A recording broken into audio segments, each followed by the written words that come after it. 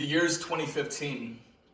What was only supposed to be a friendly game of football quickly turned into a disaster. After sustaining a blow to the head, I was quickly taken to the emergency room. Or at least that's what I was told. You see, the day is hazy, and I only remember a few moments clouded in fear and pain. I remember asking my mom specifically what my name was, over and over and over again. And I remember the horrified look she had on her face every time she had to answer. Hi everyone, my name is Andrew Salazar, and if you've heard about the horror stories regarding concussions in youth sports, chances are they hold truth. Take it from me, I got a concussion in high school, and for the following week, I couldn't remember what my name was. So today I want to talk to y'all about why you should keep your future children out of full contact sports and why concussions are dangerous. I'm going to do that by explaining how concussions are detrimental to long-term memory loss and how they could be dangerous for a developing mind of a child. So let's get into it. So concussions lead to memory loss. In a study titled Remembering Your Past, the effects of concussions on autobiographical memory recall, conducted by Nicole Berry and Jennifer Tomes for the Journal of Clinical and Expero Neuropsychology, it explains the effects of concussions in regard to memory. So they got 125 undergrad students. Some had concussions, like prior concussions. Others had no history of concussions. And they were asked to recall memories. And the study found that long-term memory was more difficult for people who had concussions. It was difficult for them to recall memories, and they couldn't really explain moments in their life in detail, while people without concussions could explain their memories more in depth. So the issue is that concussions are detrimental to memory. Adolescents' brains are still developing, and they're at risk to damage when it comes to concussions.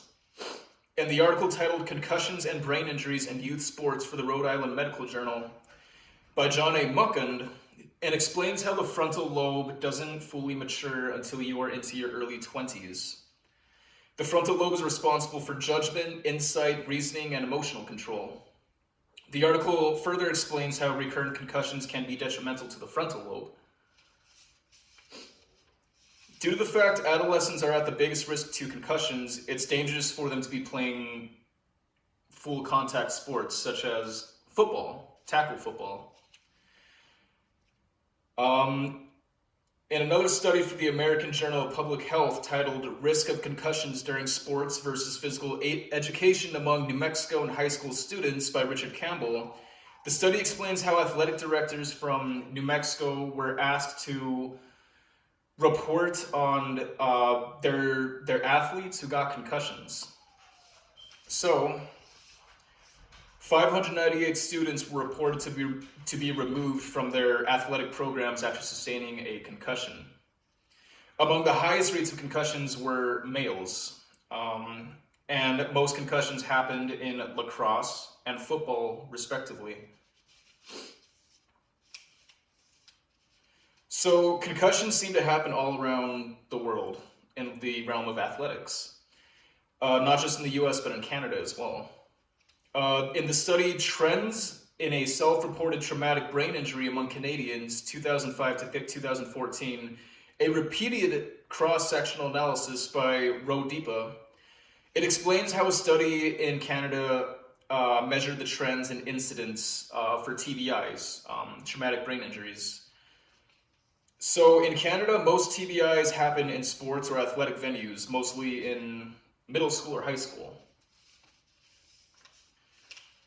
So concussions present a significant risk to a young athlete's mental development. In the study titled Imagining a Youth's Football Effects on the Brain by the Radiological Society of Northern America, it explains that the brain has something called the default mode network, or the DMN. The DMN is affected by concussions in young athletes. So there's two studies that occurred, all right? The first one had middle school students who wore a helmet that measured high force. So if they were to get tackled, the helmet would tell like where on the head they have sustained that blow whenever they fell. So pre and post MRIs were conducted before their games to measure the DMN, or the default mode network. So the study found that there's a functional change with head impacts in the DMN. The second study was high school students wore the same helmet that measured impact, like blows to the head. And MEG scans were conducted before and after the season. Those with previous concussions had lower DMN functionality than those without concussions, or without those that didn't sustain a blow to the head. So I know this is like really dense. I know that's a lot of information to kind of process. So you might be asking, what does this mean, like as far as what you should do to protect your future children, right?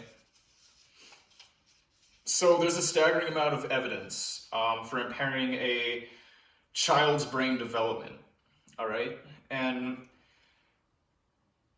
contact sports like football or lacrosse might improve their confidence, and they might want to do it, which as a parent you should respect, but also as a parent you have a responsibility to protect your children, right? And since all these studies are showing that concussions lead to long-term memory loss and decrease in functionality as far as the brain goes, you should probably consider not putting your kids into high-contact sports like football or lacrosse. Because at the end of the day, you are a parent, and their safety is on you. And you need to do everything you can to protect your kids, right? So maybe instead of putting your kid into, say lacrosse or football, maybe opt out for flag football or something, because you're protecting them in the long run, right? I know it's an unpopular opinion because everyone loves football, I love sports. But as far as thinking about my future children's well-being, that's a priority, and it should be a priority for you too. So, again, when I had my concussion in high school, it was one of my scariest life experiences, and it was super scary for my mother as well. It was really hard for her because, I'm not making it up, I had issues remembering my own name for about a week straight. And it wasn't even really a traumatic brain injury. It was just a mild concussion. And I had difficulties remembering just simple things. So you should consider that concussions are dangerous, and it's a real thing. And putting your kids into youth contact sports will inevitably give them concussions and maybe issues down the road. So there's a lot to consider when it comes to putting your future children into high contact sports. The key things to remember in high contact sports are the risk of concussions are high. Concussions lead to long-term memory loss and affect the development of an adolescent's mind. So high contact sports might be fun and contribute to your kids' overall athleticism and confidence. But again, I want to hammer this home. Their safety and well-being is on you.